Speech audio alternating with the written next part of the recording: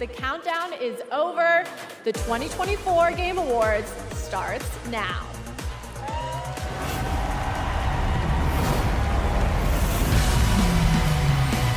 Si vous avez cliqué sur cette vidéo, vous êtes sûrement au courant que la cérémonie des Game Awards s'est déroulée du 12 au 13 décembre 2024. C'était la 10e édition de la cérémonie et son organisateur Jeff Keighley a vraiment mis la max pour obtenir les meilleures annonces et marquer les esprits.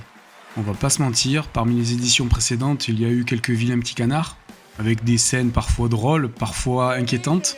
Moi, la première chose qui me revient à l'esprit, c'est ce discours complètement lunaire de Christopher Judge, qui a duré 10 minutes. D'ailleurs, ça a instauré quelques précédents qui ont forcé l'organisation à revoir les règles. Et je pense aussi à cet activiste qui était monté sur scène de manière complètement opportuniste et sans intervention de la sécurité, et ça a fait un peu froid dans le dos. Mais cette année, clairement, on a eu droit à du lourd. Bon, l'idée de cette vidéo, elle est simple. Je vais évoquer tous les jeux qui ont retenu mon attention. Ça peut être des jeux complètement inconnus au bataillon qui ont été révélés pour la première fois. Ou ça peut être aussi des jeux qui étaient attendus mais qui n'avaient jamais été révélés au grand public. Et là, on a clairement du lourd. Et enfin, pour finir, pour le plaisir, en bonus, des jeux qui avaient déjà été révélés lors de conférences précédentes, mais qui ont bénéficié d'une clarification sur leur date de sortie ou d'un nouveau trailer. Et moi, ça m'a plutôt plu. Donc, voici une liste des 18 jeux que j'ai retenus sur ces Game Awards 2024. Bon, je le précise tout de suite, mais il ne s'agit pas d'un classement. Je ne vais pas ordonner les jeux selon un critère quelconque. Je vais simplement présenter les jeux dans l'ordre dans lequel ils ont été dévoilés lors de la cérémonie.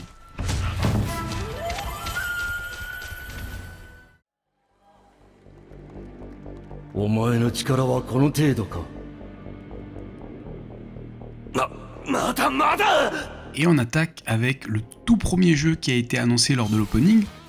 Donc c'est ce mini-show qui a eu lieu avant la cérémonie principale, présenté par la charmante demoiselle qu'on a vue juste avant. Et ce jeu, c'est Ninja Gaiden Ragebound. Je pense que la majeure partie d'entre vous connaît cette série. Moi personnellement, j'y ai jamais joué, j'ai toujours eu envie de m'y mettre, mais bon, les épisodes commencent à dater. Mais là, avec The Game Kitchen aux commandes, c'est pour moi le combo de rêve pour pouvoir m'y mettre. Alors pour rappel, The Game Kitchen, c'est le studio qui est derrière les excellentissimes Blasphemous. Et moi perso, j'adore. Donc une très bonne raison de se pencher sur ce renouveau de la licence.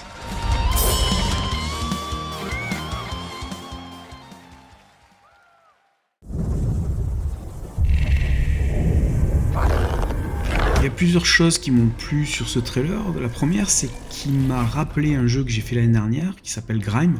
Une sorte de Metroidvania Souls-like assez sombre. Et je sais pas pourquoi il m'évoque ce jeu. Pourtant, en termes de patte graphique, il n'y a pas grand chose à voir. Celui-là est très propre. D'ailleurs, j'aime beaucoup les modèles de boss qui sont présentés. Il y a ce familier, bon, c'est clairement un Pac-Man. Du coup, on dirait qu'il y a une sorte de mélange de mécanique de jeu entre le combat et la collecte d'objets via ce Pac-Man. D'ailleurs, il y a l'air d'avoir un gros twist à la fin où le petit Pac-Man jaune mignon devient une espèce de globe de l'enfer là, tout noir.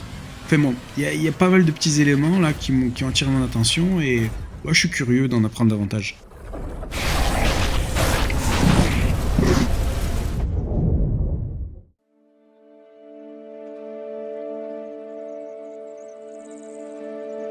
Et on enchaîne avec le dernier jeu que j'avais relevé pendant l'opening. Il s'agit de ce tout mignon Kiora. Et qu'est-ce que c'est ce Kiora ? J'en sais rien en fait.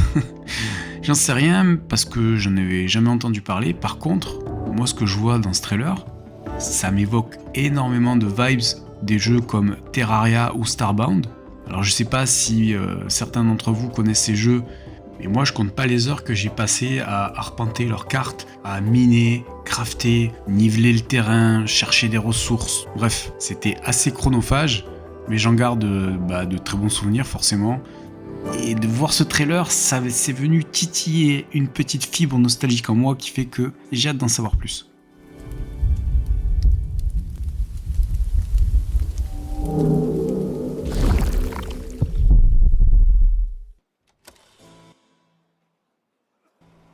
Who? Never heard of them. Oh, that game. Alors, pour comprendre toute la portée de l'annonce de ce Stage Fright, il faut regarder du côté des développeurs. Parce que sinon, bon, on voit beaucoup de cinématiques, très peu de gameplay, on voit que c'est très axé coop. Mais quand on sait que c'est Ghost Hand Games qui développe et que c'est eux, les papas de Overcooked, de suite ça prend tout son sens. Moi personnellement j'ai fait le 2 avec mes enfants et notamment pour ça j'en garde de très bons souvenirs. Et j'ai qu'une hâte, c'est de pouvoir découvrir ce qu'ils nous réservent dans cette nouvelle production.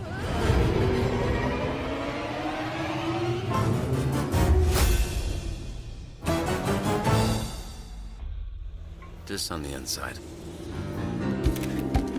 My suit was destroyed. You have a lot left to give. I would like to make you an offer. Alors ce dispatch c'est quoi au juste ? Si je dis pas de bêtises, c'est Haddock Studio qui développe, et il me semble qu'ils avaient travaillé avec Telltale Games sur le jeu The Wolf Among Us sorti en 2013. Alors comme avec tous les jeux Telltale, c'est des jeux narratifs avec des choix à faire, il n'y a quasiment pas de gameplay, mais la narration était particulièrement croustillante, avec un ton très satirique, et moi j'avais beaucoup aimé les personnages, donc du coup c'est ce que j'ai l'impression de retrouver un petit peu dans ce dispatch. Et j'ai l'impression aussi de repérer quelques références, en tout cas quelques inspirations à la série The Boys, ce qui est pas pour me déplaire. What's your name, little guy? My name's Beef and I'm naked. Oh, no, I refuse to believe that's what he sounds like.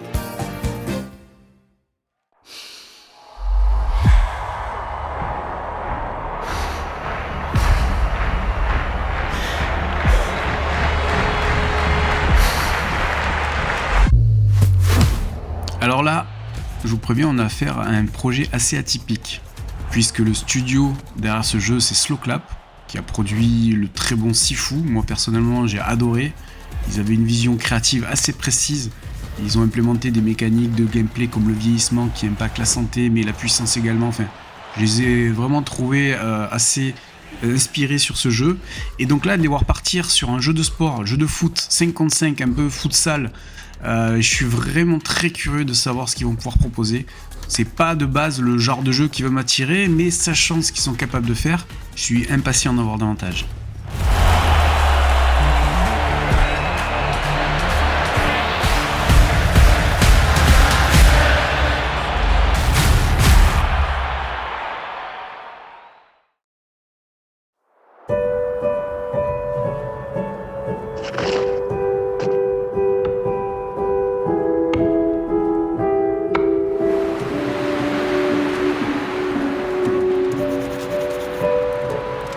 Bon, soyez francs, que vous connaissiez ou pas la licence, ce début de trailer, il vous donne pas envie ?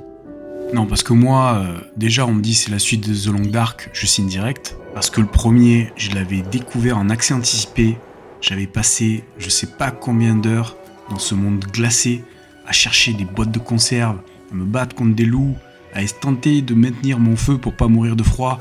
C'était une expérience vraiment incroyable, mais là, quand je vois cette atmosphère, cette direction artistique, cette bande son, cette réalisation qui est splendide, enfin, il y a tout qui me fait vibrer dans ce trailer. Je suis vraiment très très impatient de pouvoir m'y plonger.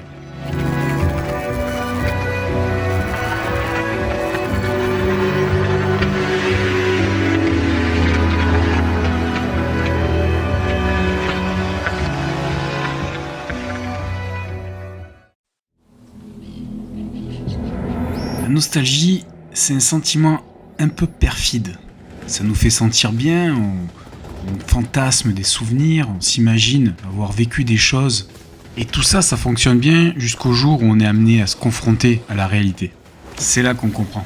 Et clairement, c'est de sa faute si Turok est dans la liste. Parce que j'ai fait le Turok original sur Nintendo 64 il y a maintenant... j'ai l'impression que ça fait un demi-siècle. Mais mon dernier souvenir sur la licence, c'est Turok Evolution. Et autant dire que c'était pas fameux. Mais quand on regarde le nom du studio qui est à l'œuvre, c'est Saber Interactive. Et qui sont ces gens, me direz-vous ? Et tout simplement les gens qui sont derrière le très récent Warhammer Space Marine 2, qui est plutôt bon, et que j'ai toujours pas fait. Mais quoi qu'il en soit, ces gens sont talentueux. Donc de quoi espérer pour ce nouveau Turok. Pour la petite anecdote, quand je regardais la cérémonie en direct, que je découvre le début du trailer, je pense rapidement à plusieurs jeux comme Assassin's Creed Shadows, une suite de Tenchu, Ghost of Yote, et puis bon, je me rends compte que non, en termes de direction artistique et d'univers, il n'y a rien qui cadre. Et puis, il y a eu ce plan. Vous voyez ces orbes là? Je sais pas pourquoi, mais je les colle de suite. Je me suis dit, mais ça, ce FX, c'est Onimusha. Pourtant, il n'y a rien qui laissait présager que ça pouvait être Onimusha. Ils avaient sorti leur remaster en 2019, mais j'avais rien vu passer sur un éventuel prochain jeu estampillé Onimusha. Et j'étais à des lieues de m'imaginer que Capcom allait ressortir la licence du placard. Et quand on voit ce samouraï, qui a des airs de Samanosuke un peu, je trouve, à tirer les orbes dans son gantelet, bon, mais il n'y avait plus de place au doute. Et l'idée de replonger dans cet univers, ça fait très plaisir car c'est une licence qui est chère à mon cœur. Alors évidemment, c'est toujours un petit peu la nostalgie qui parle, mais je suis super content de voir que Capcom va piocher dans son back catalogue et ressort des licences cultes, on le verra un peu plus tard dans la vidéo, pour titiller la fibre nostalgique des joueurs.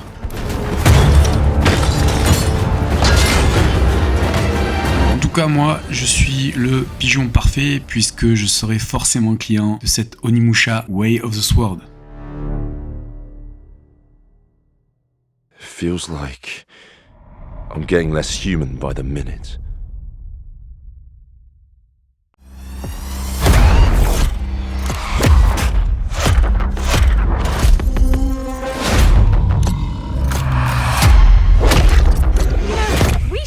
A lot of explosions.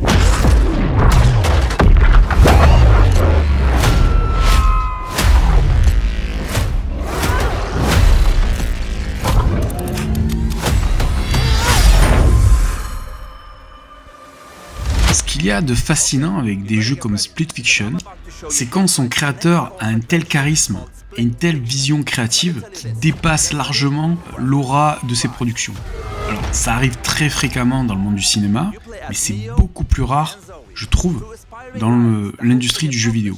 Instinctivement, on pense à Hideo Kojima ou à Neil Druckmann. Mais il y a également Joseph Fares. Et bien plus que les deux précédemment cités, ça va au-delà de sa vision créative. C'est également son attitude, son comportement, sa personnalité. Le voir dans un événement comme les Game Awards, c'est rafraîchissant, c'est drôle, et ça change de ce qu'on a l'habitude de voir dans ce type de cérémonie. Bon, mais assez parlé de Joseph Fares, parlons de ses productions. Avant Split Fiction, ce monsieur et toute son équipe de Hazelight Studio ont sorti de très bons jeux. D'ailleurs, parmi eux, il y a un certain It Takes Two, qui a remporté le GOTY en 2021, je crois. Et avant ça, leur premier jeu, c'était A Way Out. J'ai fait les deux, je me suis régalé sur les deux. Vraiment, It Takes Two a pris le pas sur The Way Out. C'est d'ailleurs pour ça, je pense, qu'il a décroché son titre de jeu de l'année. Mais pour ma part, j'ai pu faire le jeu avec ma fille et mon fils, et donc c'est des souvenirs impérissables. Et je suis très impatient de mettre les mains sur ce Split Fiction et de découvrir une nouvelle aventure en coop. You just get the game. You have unpaid parking tickets. Time to die. Excuse me? Run!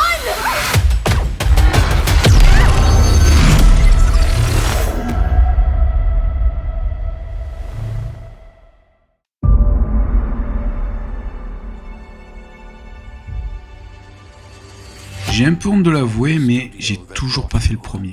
Pourtant, je l'ai acheté, hein. Quelques mois après sa sortie, en promotion. D'ailleurs, il est là, sur l'étagère, toujours dans son blister. Je pense sincèrement que c'est un peu pathologique comme comportement, mais j'y peux rien, c'est comme ça. Toujours est-il que même si j'ai pas fait The Outer Worlds numéro 1, Obsidian Entertainment, je connais. Et je dirais même plus, j'adore. Mon histoire avec Obsidian, ça commence avec KOTOR 2. Alors j'ai pas fait le premier, je vais peut-être me faire huer par les fans, mais j'ai adoré KOTOR 2. Par la suite, je repense à Alpha Protocol, jeu assez méconnu mais que j'avais trouvé plutôt bon. Et puis ensuite il y a les RPG tactiques comme les Pillars of Eternity et Tyranny. Vous l'aurez compris, mais clairement chez Obsidian c'est pas des branques. Donc l'annonce de ce Outer Worlds 2 me ravit, puisque ce sera l'occasion de me mettre sur le premier, de platiner, et puis d'enchaîner avec le 2.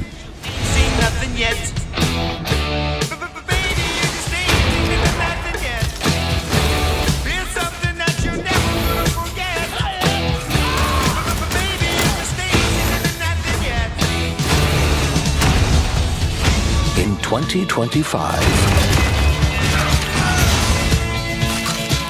Welcome back to the future. Try not to break it again. The Outer Worlds 2.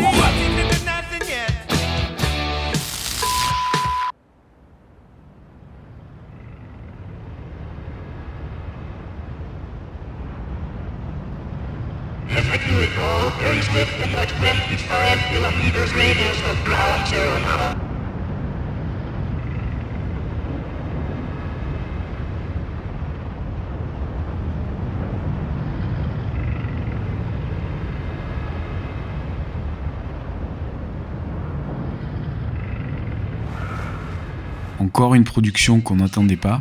Enfin, pour ma part, j'avais rien vu passer à ce sujet. Mais une nouvelle production Fumito Ueda, ça fait plaisir. Bon, évidemment, ce nom ne parle pas à tout le monde, mais quand on dit Fumito Ueda, il faut penser Ico, Shadow of the Colossus ou plus récemment The Last Guardian. Ce ne sont pas des jeux qui sont faits pour tout le monde, mais si vous aimez la poésie, l'onirisme, le mystère, ou que vous aimez des ambiances éthérées et mélancoliques, forcément ce sont des œuvres qui vont vous toucher. Donc évidemment on attendra d'en apprendre plus sur cette production, mais moi je suis déjà impatient de m'y plonger à corps perdu.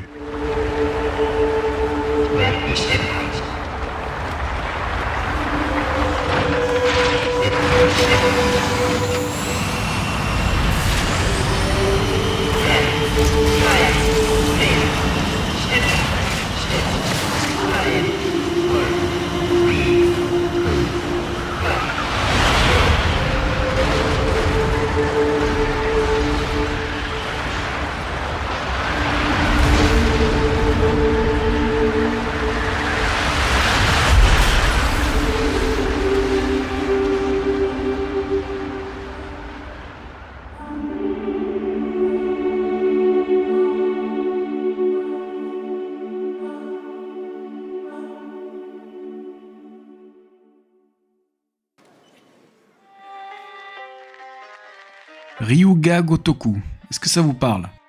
Bon, si vous êtes fan de la licence Yakuza, forcément vous connaissez ce studio.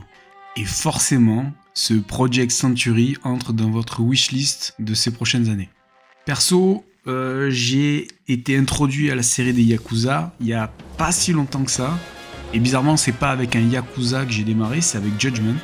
Mais j'ai tellement été fasciné par l'univers et les personnages que ça m'a donné envie de découvrir la licence originale. Alors je me suis pas mis sur les anciens Yakuza, mais j'ai attaqué avec Like a Dragon, et ça fait vraiment partie de mes jeux phares que j'ai découvert en 2021. Alors maintenant que je suis bien accro à la série, forcément que ce Project Century me tape dans l'œil. D'autant que, je sais pas ce que vous en pensez, mais ce gameplay en pré-alpha, il est plutôt séduisant. Et cerise sur le gâteau, ils reviennent aux sources de la saga en proposant un système de combat en temps réel. Personnellement, j'accroche beaucoup à cette atmosphère. Les détails au niveau des interactions entre les personnages et l'environnement, ça a l'air plutôt poussé et je trouve ça vraiment beau. Alors même si ça risque de pas arriver tout de suite, je suis quand même très impatient d'y jouer.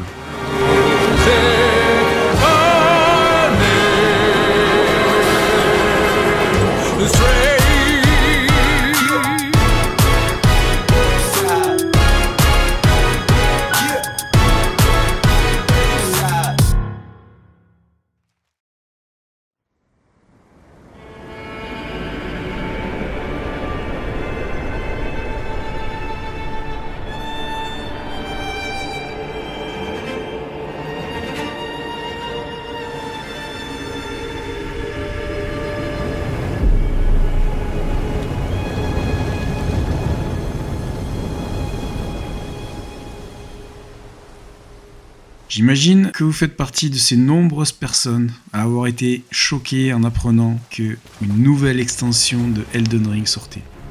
Bon, j'en fais partie, hein. J'étais en direct, j'ai découvert le trailer, et quand j'ai compris qu'on avait affaire à Elden Ring, j'avais les yeux écarquillés, je savais pas trop quoi penser, j'étais plus dans la stupéfaction et l'incompréhension, j'arrivais pas trop à profiter de ce que je voyais à l'écran, parce que je me rappelais très bien les déclarations récentes de Miyazaki qui affirmait, ce coquin, qu'on n'aurait plus de contenu Elden Ring après la sortie de Shadow of the Erdtree. De plus, on assistait à une sorte de gameplay très axé sur la coop, avec des nouveautés assez étonnantes comme cet aigle pour se déplacer ou ces mouvements qu'on aurait cru sortis d'un beat'em all. Donc finalement, j'ai pas vraiment profité de ce trailer. Bon, après, je vous cache pas que quand j'ai vu Le Roi Sans Nom, ça me l'a vendu direct. Et puis de toute façon, c'est From Software, donc je serai forcément client. En plus, j'ai cru comprendre qu'il y avait une bêta qui allait bientôt démarrer, donc je vais essayer de m'inscrire pour tester un petit peu tout ça. On a dû quand même attendre 1 ou 2 jours avant d'avoir de nouvelles informations. C'est là qu'on a appris que cette extension était un standalone, c'est-à-dire qu'on n'aura pas besoin de posséder Elden Ring pour pouvoir y jouer. Donc ça, c'est plutôt bien pour les nouveaux joueurs. Et on a également appris que Miyazaki n'avait fait que superviser le projet. Il était un peu présent au début, et puis après il a laissé la main. Et le plus important, c'est la structure du jeu. On aura affaire à un roguelike. Donc à voir. Moi, je serai forcément client. Je suis pas plus hypé que ça. D'autant que, bon, je le confesse, j'ai toujours pas fait Shadow of the Erdtree. Donc il faudra que je me rattrape là-dessus. Mais pour ce Night Rain, je vais attendre la bêta pour me faire une idée. Et de toute façon, il finira forcément dans ma ludothèque. Et vous en pensez quoi lors de ce Night Rain ? All who dare approach.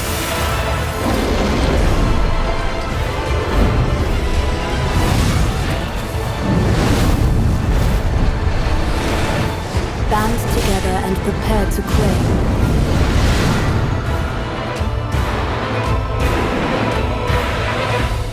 The life of the Night Lord.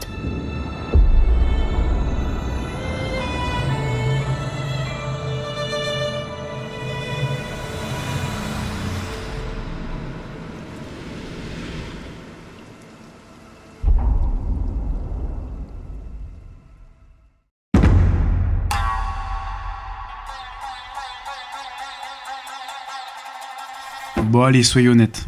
Combien il y en a qui ont fait Okami à sa sortie en 2006 ? Parce que moi je l'ai fait, j'ai pris une giga claque à l'époque, et c'est à peu près la même claque que j'ai pris quand j'ai compris à quel jeu faisait référence ce trailer. C'est à ce moment-là, précis. Ok, j'ai peut-être été un peu lent à la détente, il y en a probablement certains qui l'avaient déjà depuis le 3e plan, mais à ce moment-là, waouh, une espèce de capsule d'endorphine qui s'est brisée là sur ma nuque. Oh, quel bonheur!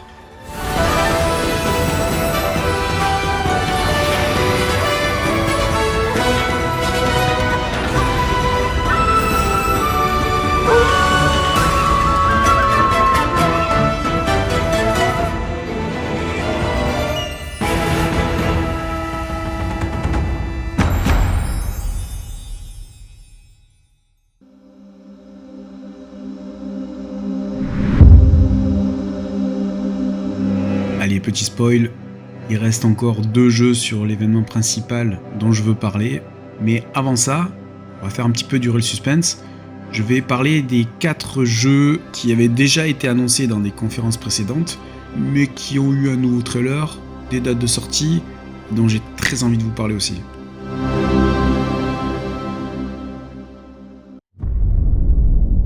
All of the men in this room are bound by blood. This is a family.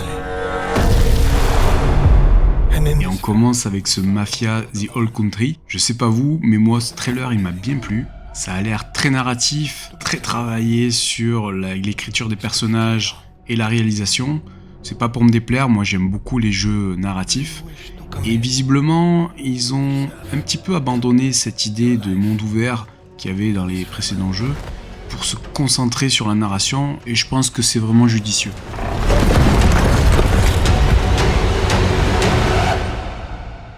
I do. En plus, je kiffe les histoires de mafieux. Partir de zéro, grimper les échelons, ce côté famille très rital. Tu commences par faire les tâches ingrates, et puis tu prends du galon petit à petit. Et finalement, tu noues des relations et tu finis à la Tony Montana, 1 kilo de coke dans le chat de poche et une calache à la main, et tu tires sur tout ce qui bouge. It's a family. My flesh has to burn like this saint. If I do not keep my oath,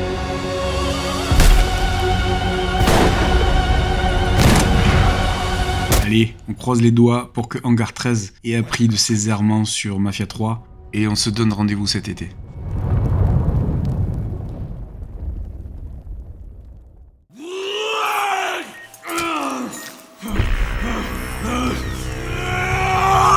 Le deuxième jeu qui a bénéficié d'un nouveau trailer, c'est ce fameux Dying Light The Beast. Alors Dying Light, moi j'ai beaucoup aimé le premier, sorti en 2015. Un peu moins le second, même si c'était pas non plus catastrophique. Et le personnage de Crane, cette ville de Harran, cette ambiance qu'il y avait un petit peu orientale. Et puis j'ai aimé également cette façon qu'ils ont eu de mélanger plusieurs gameplays, le parcours avec un système de combat au corps à corps plutôt abouti, donc se défendre contre les zombies, mais il y avait aussi cette mécanique, ce cycle jour-nuit, qui, lorsque le soleil se couchait, on se retrouvait dans une Harran complètement submergée par des zombies beaucoup plus agressifs, qui nous prenaient en chasse, et il y avait ce côté vraiment poursuite qui était assez kiffant, je trouve. Et c'était bien équilibré avec un système de récompense d'XP qui était doublé, donc on était toujours tenté d'explorer la nuit, mais bon, c'était à nos risques et périls, quoi. Et là, j'ai l'impression qu'avec ce The Beast, Techland a compris que le 2 s'était un petit peu perdu et qu'ils avaient tenté des choses qui n'ont pas forcément fonctionné. Là, ils ont l'air de revenir aux sources. Déjà, ils repartent sur le personnage de Crane. Au niveau de l'arc narratif, on croit comprendre que Crane, après son évacuation de Harran, a visiblement été capturé par le GRE ou une entité quelconque qui fait des tests sur lui et visiblement, il va disposer de capacités assez spéciales. Alors le jeu a l'air assez joli, bon, on sait pas trop si c'est le moteur du jeu, mais en tout cas les environnements qui sont présentés, c'est beau. Et moi ce qui me plaît le plus, c'est qu'on a l'air de retrouver cette ambiance nocturne que j'avais tant aimé dans le premier. Mais bon, il n'y a pas de secret, ce genre de jeu, c'est manette en main que ça se juge, donc rendez-vous cet été.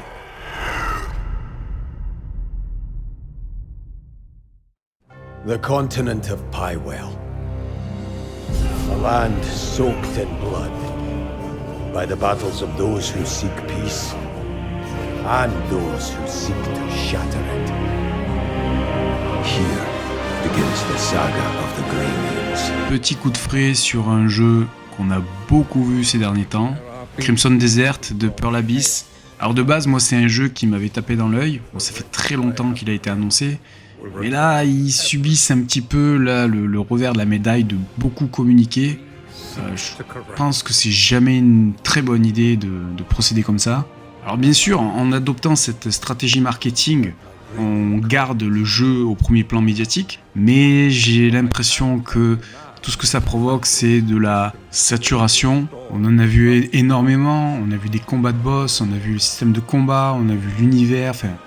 Je pense qu'il faut qu'ils arrêtent, qu'ils calment un petit peu, qu'ils laissent l'envie remonter, parce que sinon tout le monde va se lasser et puis bon, ça perd un petit peu en magie, quoi. For those who have died, for those who have survived, and for those who... Toujours est-il que c'est quand même un jeu que je surveille de près et qui me tarde de pouvoir tester.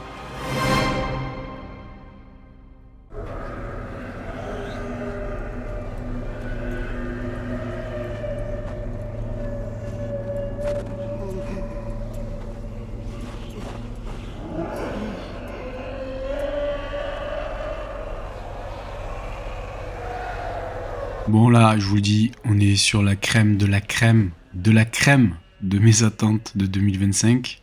The First Berserker Kazan, j'ai pu participer à la bêta en octobre. J'ai pris un pied mais monstrueux sur ce jeu. Non seulement le système de combat est jouissif, entièrement basé sur de la parade parfaite, c'est tout à fait ma came.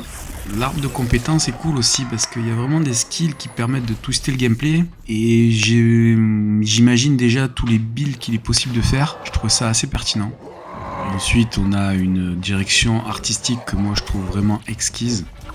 L'OST n'est pas forcément très mise en avant, mais par contre, il y a un excellent sound design qui met bien en valeur les feedbacks. Puis les boss, mais les boss, c'est dinguerie sur dinguerie.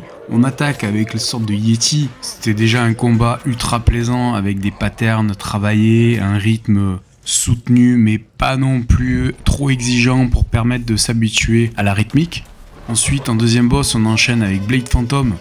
On monte clairement en gamme en difficulté, mais la chorégraphie du combat est trop agréable. Et puis on finit en apothéose avec le Viper. Oh là là, cette arène de fou. La P2 avec des effets visuels à tomber. Et puis les patterns, juste jouissifs à maîtriser. D'ailleurs, j'en profite pour vous mettre un petit lien vers les combats que j'avais record à l'époque de la bêta. J'ai du gameplay pour les 3 boss, ça permet de se faire un petit aperçu, même si il me semble qu'il y a une démo qui est prévue dans pas longtemps et qu'on va pouvoir refaire un peu tout ça. Et d'ailleurs, j'ai cru comprendre que la progression serait sauvegardée pour la version finale du jeu.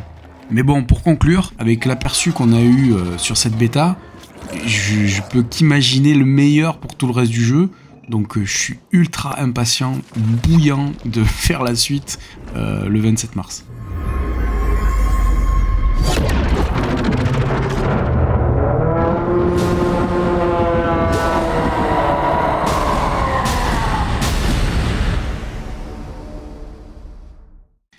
Allez, retour au show principal. Je vous laisse avec les 2 derniers jeux que j'ai sélectionnés.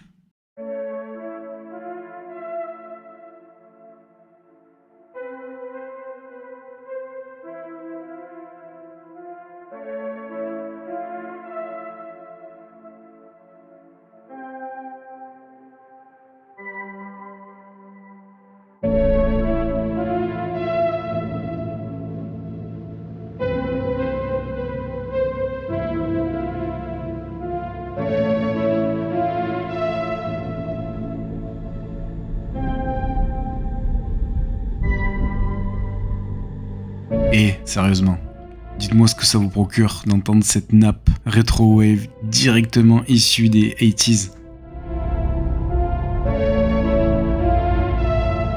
Parce que moi, ça me rend fou. Non, sans déconner, je suis un pur produit des années 80 et dès que je vois des œuvres qui me rappellent cette période, comme le film Super 8, la série Stranger Things ou ce genre de production, bah je suis direct dedans quoi. Y a pas besoin de plus pour me le vendre. Et là, en plus, bah c'est les Dogs quoi.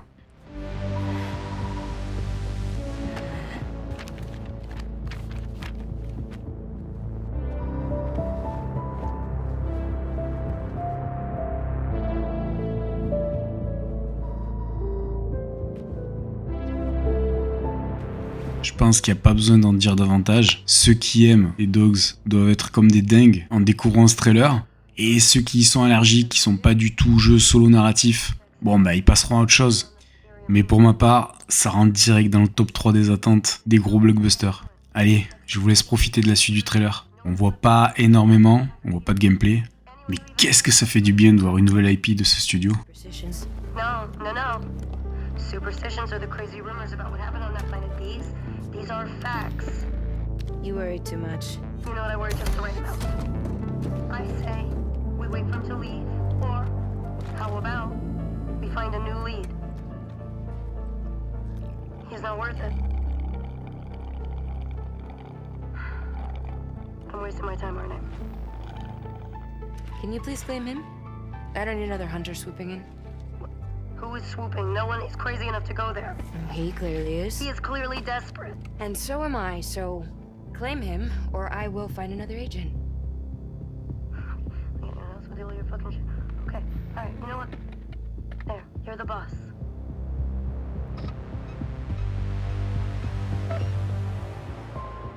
Thank you. Listen, kid. I'll see you on the other side.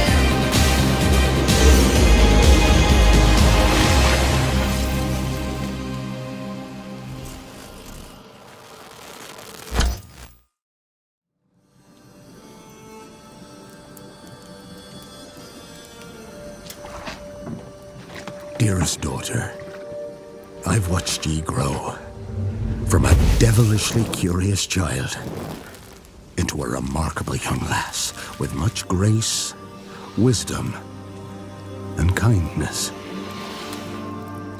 'Tain't the easy times what shape us, nay. 'Tis how we rise to face the hard times what does that for us. You've an heart of gold. You've the spirit to overcome adversities aplenty. Darling, sweeten. Today's the day ye fill out your destiny.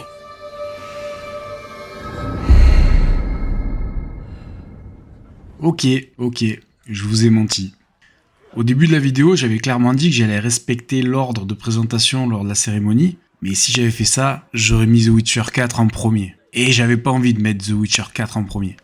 C'est clairement la plus grosse claque que j'ai pris de toute la conférence, et j'avais envie de le mettre à la fin parce que je voulais vous laisser le trailer en entier et vous laisser profiter. Forgive me, daughter. 'Twere my only choice. I shall be the bringer of salvation. Je pense que ce jeu cristallise beaucoup d'attentes, malgré le revers qu'a pris le studio polonais avec la sortie de Cyberpunk en 2020 avec les versions old-gen. Mais ils ont su, avec brio et avec beaucoup d'efforts, redorer un petit peu leur image en proposant de nombreux patchs pour rétablir la situation. Et là, on arrive sur le 4e opus d'une série qui est adulée par des millions de fans. Et j'en fais clairement partie.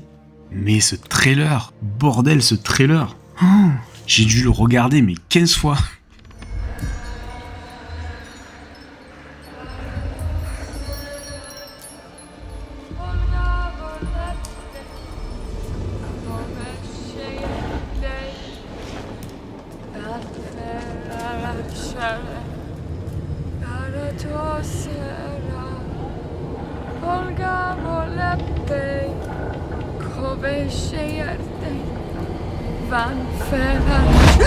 Back to the village. Go, now. Nay! I must save them! Save the village! Save yourself!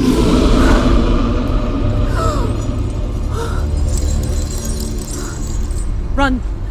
To shelter! To your father! Run! Personnellement, Ciri, je la trouve trop classe. Je vous ai pas mis la version française du trailer parce que, très honnêtement, j'ai été bluffé par la version en VO.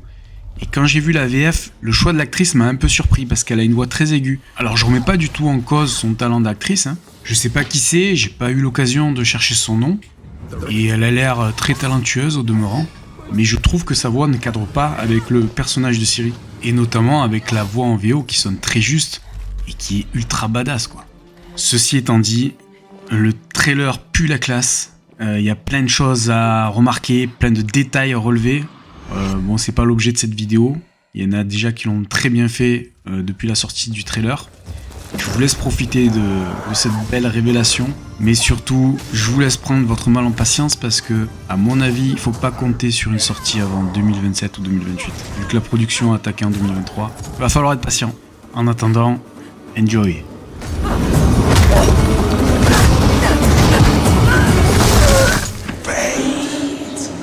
Cannot be changed. You cannot change anything.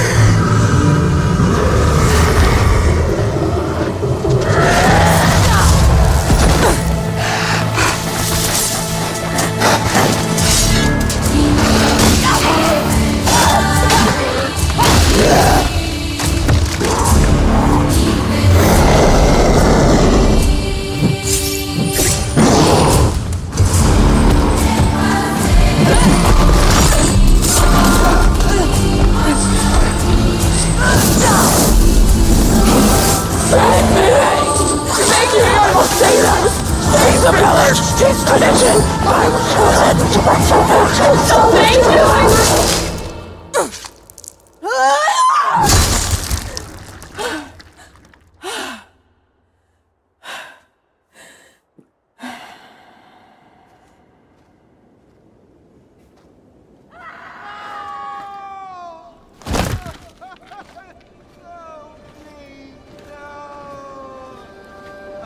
to go to the woods.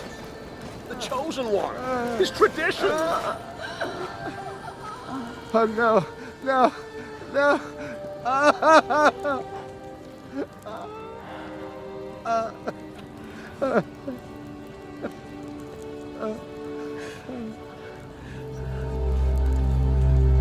It's all we wanted. For her to go to the woods. To go to the gods. Gods? There are no gods here. There are only monsters.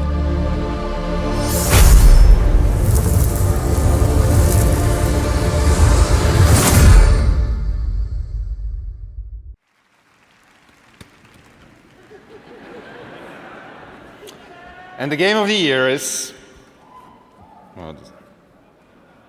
Astrobot! Et oui, le jeu de l'année est Astrobot. Alors je sais que beaucoup ont surréagi à l'annonce du GOTY, et quand on est passionné, je pense que c'est tout à fait normal. Chacun son petit préféré, et puis bon, on peut pas jouer à tous les jeux dans l'année, c'est impossible. Et honnêtement, pour la diversité et la richesse de l'être humain, on est tous différents, et je pense que c'est une bonne chose. Mais bon, rappelez-vous quand même que ce show, c'est un événement mainstream, destiné à générer de l'argent et à de la visibilité, pas réellement à récompenser de manière impartiale toutes les œuvres qu'il mériterait. Moi, ce qui m'intéresserait surtout, c'est de savoir quel jeu vous a fait vibrer cette année. Et puis ça marche aussi au pluriel. Pour ma part, parmi les nommés, n'ayant pas eu encore le temps de faire ni Black Myth Wukong, ni Final Fantasy VII Rebirth, ou encore l'extension d'Elden Ring, je suis très content que ce prix aille à Astrobot. Il est véritablement brillant, j'ai passé d'excellents moments dessus, et je suis content pour Nicolas Doucet et ses équipes de la Team Asobi. Alors j'ai joué à Balatro, je l'ai trouvé vraiment intelligent dans son game design, mais je suis pas un grand fan de ce genre de jeu, donc il m'a pas happé comme il a pu le faire avec d'autres. Bon, de mon côté, si je devais décerner le prix du jeu qui m'a le plus marqué en 2024, ce serait sans conteste... Ah mais attendez, ouais, je crois qu'en fait c'est l'objet de la prochaine vidéo, alors je vais vous laisser mariner un petit peu. Enfin bon, pour conclure cette longue vidéo, si vous l'avez regardé jusqu'ici, félicitations, parce qu'avec notre déficit d'attention généralisé, vous avez fait preuve d'une patience hors norme, donc un immense et chaleureux merci. Je vous souhaite de passer de très belles fêtes de fin d'année, profitez de vos proches, dites-leur que vous les aimez, c'est important, et n'oubliez pas de jouer. Si vous aimez ce que je fais, vous pouvez au choix me laisser un petit commentaire, auquel je répondrai avec grand plaisir, me laisser un petit like, et puis même pourquoi pas vous abonner. Allez, portez-vous bien, on se retrouve vite sur la chaîne. Bye.